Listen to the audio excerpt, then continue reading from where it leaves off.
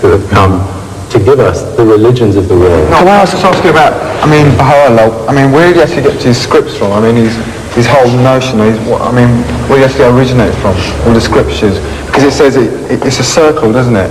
A circle of life religion, Krishna, Muhammad. Did he use the scriptures from those religions? Baha'u'llah was brought up in Iran, at that time it was called Persia, in the 19th century. He was imprisoned for his teachings because they were seen to be very radical. Baha'u'llah in the middle of the 19th century. Radical? What was radical? Equality of men and women. In Iran in the 19th century, try that for radical. Yeah. Okay? The unity of religions, that all religions come from the same God, that is radical. So that makes him a prophet, being radical? Right. No. But every prophet still has to answer that question. It seems to me he just wrote a few really nice letters to a few world premiers, proclaimed himself a prophet and seemed to have got a following. When I was 16 years old, I got information on the Baha'i faith, and I thought, what nice people. Look at the way they live, that's good. Maybe I want to be a Baha'i. But then I realised that I liked the lifestyle, but I didn't believe, I didn't know this man. The faith wasn't there, though I agree with the way that you may live. Great. I think that really the challenge to all of us, to Baha'is or not, it doesn't matter, is that in the middle of the last century something happened. Baha'u'llah appeared on this planet, okay? Now, who is this man? Where do his teachings come from? Was he a We have to study that. We have to study that. What I'm doing is going home and becoming part of a groundswell of young people in this country and on this continent coming together and studying this man, studying who Baha'u'llah is. What do you have to say about he was a prophet? What is it about him that made him a prophet? Look at the fruits and then tell me if the tree is good. Because if the fruits are good, and this is what Jesus Christ said. We're not talking about Sorry, I've just calculated what you're saying. I'm sorry. The fruits that I'm referring to might be, look at his life, look at his teachings, look at the Baha'i community. How do you actually differentiate yourself from other religions? The Baha'i faith is an independent world religion because it has come from Baha'u'llah. There are other religions, there's a world of other religions. I think it's very difficult to see the Baha'i faith as a new religion, because it's not that. Well, you said earlier that it is a new religion. It's a very young, new religion. It's a world religion, okay? It is a new chapter in this progressive revelation, the progressive unfoldment. What's the difference between this progressive chapter for you and the progressive chapter for other religions? And if we put it in a different way, perhaps you can answer. So maybe a religion will come after that. I'm just going to get one question at a time. I think Paul's question. What's the difference between the Baha'i faith and the other religions? Right, yeah. Okay. I think that we have, because I described earlier that like humanity, Baha'is believe that humanity has developed to the point where Baha'u'llah says we are now at that stage, which is like that stage of coming out of our turbulent adolescence, and we are at the point where we are able to reach our maturity. Now by maturity, Baha'u'llah says the meaning of this, the sign of this, is that once at last mankind is going to recognize its unity. When do you think when is maturity going to happen? Well, I think when are we going to come of age? Look around in the world now. We are recognizing slowly by slowly that this is one world. We are all in it together, whether you like it or not. And the oneness of mankind, which a few hundred years ago would not have been understood, is now becoming a logic. So many religions have said that. That's one model. Excuse me, nobody has said that before. I think they have. Every religion says we're all equal. Every religion says that. Doesn't make yours different at all. Jesus Christ had said that the earth... Well, I'm not just talking about Jesus Christ as well. If Jesus Christ had said that the earth is but one country and mankind its citizens, at that time Australia was not discovered. At that time America was not discovered. The concept of the world 2,000 years ago was very different from the concept of the world today. They proposed to bring about this world peace. You used to talk about the unification of all religions.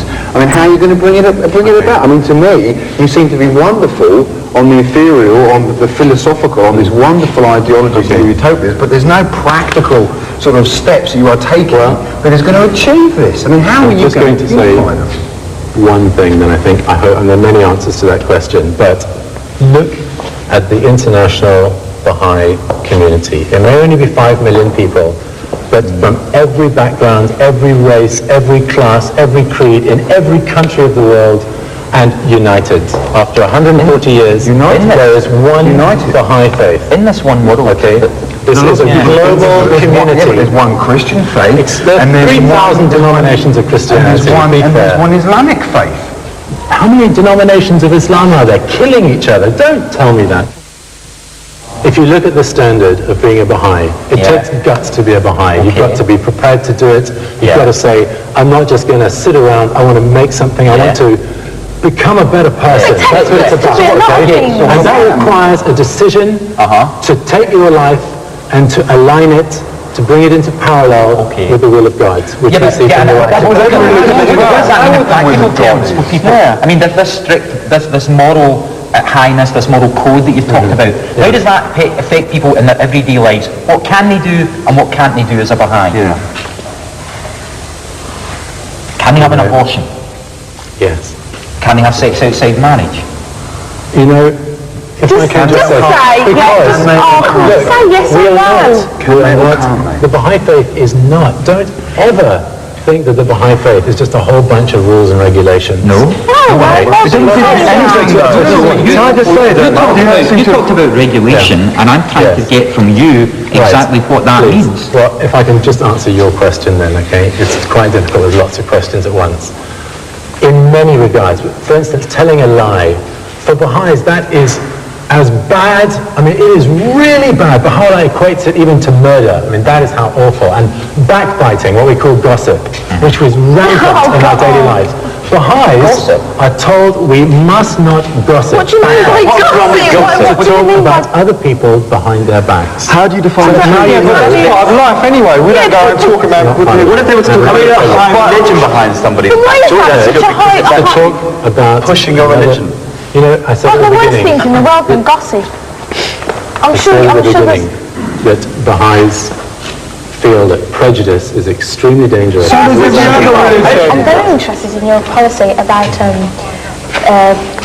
Baha'i people believe that it's okay for a black little baby or whatever to be looked after by white parents.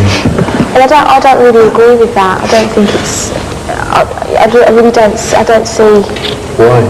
Well, can you tell me more about it? Why do you think this? Why do you think it's okay? Baha'is believe, because Baha'u'llah has said that the earth is one country and mankind its citizens. He says, regard you one another not as strangers, but as the family of humanity, okay? So for Baha'is, we don't... Colour doesn't matter. We are actually our colours. It shouldn't matter, but it does. And there's nothing you can do to get away from it. Actually, I'm sorry when I say that, it does matter, because if there was no colour, okay, if we were all white, or if we were all black, it would be like a garden in which all the flowers were white carnations, or all the flowers. Actually, all the differences make the beauty. For Baha'is, the unity of the races is so important, the oneness of mankind. I mean, if you forget everything else that I say to you tonight, please remember unity, because that's what the Baha'i faith is about. Everything comes secondary to that. The unity of mankind is the central teaching. We believe in it, we will give our lives for it, okay? We believe that black and white must recognize each other as flowers in the same garden.